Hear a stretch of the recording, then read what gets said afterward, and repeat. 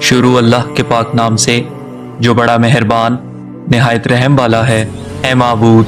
اے عظیم نور کے پروردگار، اے بلند کرسی کے پروردگار،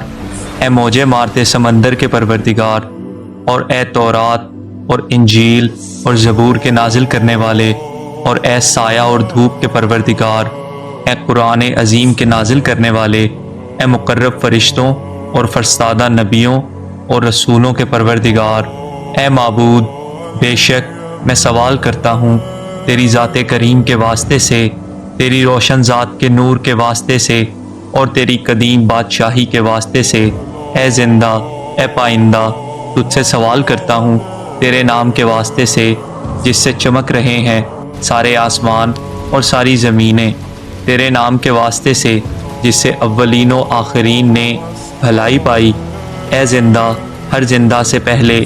اور اے زندہ ہر زندہ کے بعد، اور اے زندہ جب کوئی زندہ نہ تھا، اے مردوں کو زندہ کرنے والے، اے زندوں کو موت دینے والے، اے وہ زندہ کہ تیرے سوا کوئی معبود نہیں۔ اے معبود، ہمارے مولا امام ہادی مہدی علیہ السلام کو جو تیرے حکم سے قائم ہیں، ان پر اور ان کے پاک بزرگان پر خدا کی رحمتیں ہوں، اور تمام مومن مردوں اور مومنہ عورتوں کی طرف سے جو زمین کے مشرقوں اور مغربوں میں ہیں، میدانوں اور پہاڑوں اور خشکیوں اور سمندروں میں، میری طرف سے، میرے والدین کی طرف سے بہت درود پہنچا دے۔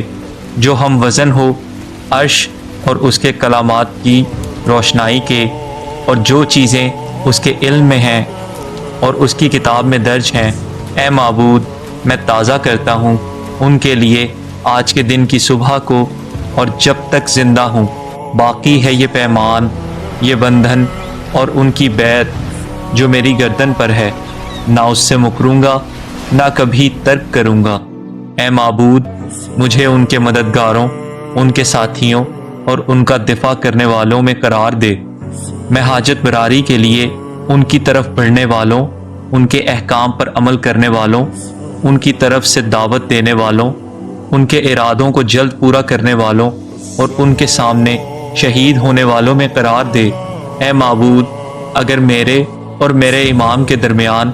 موت حائل ہو جائے جو تو نے اپنے بندوں کے لیے آمادہ کر رکھی ہے، تو پھر مجھے قبر سے اس طرح نکالنا کہ کفن میرا لباس ہو، میری تلوار بے نیام ہو، میرا نیزہ بلند ہو، داعی حق کی آواز پر لبیک کہوں شہروں اور گاؤں میں۔ اے معبود، مجھے حضرت کا رخ زیبا، آپ کی درخشاں پیشانی دکھا، ان کے دیدار کو میری آنکھوں کا سرما بنا،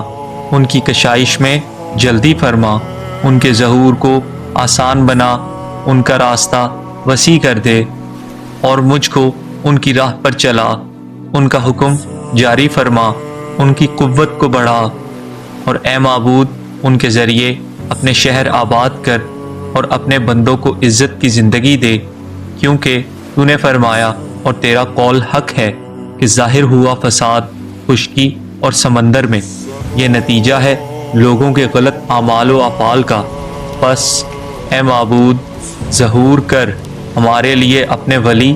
اور اپنے نبی صلی اللہ علیہ وآلہ وسلم کی دختر کے فرزند کا، جن کا نام تیرے رسول کے نام پر ہے، یہاں تک کہ وہ باطل کا نام و نشان مٹا ڈالیں، حق کو حق کہیں اور اسے قائم کریں۔ اے معبود، قرار دے ان کو اپنے مظلوم بندوں کے لیے جائے پناہ، اور ان کے مددگار جن کا تیرے سوا کوئی مددگار نہیں، ان کو اپنی کتاب کے ان احکام کے زندہ کرنے والے جو بھلا دیے گئے، ان کو اپنے دین کے خاص احکام اور اپنے نبی کے طریقوں کو راسخ کرنے والا بنا، ان پر اور ان کی آل پر خدا کی رحمت ہو۔ اے معبود، انہیں ان لوگوں میں رکھ جن کو تو نے ظالموں کے حملے سے بچایا۔ اے معبود،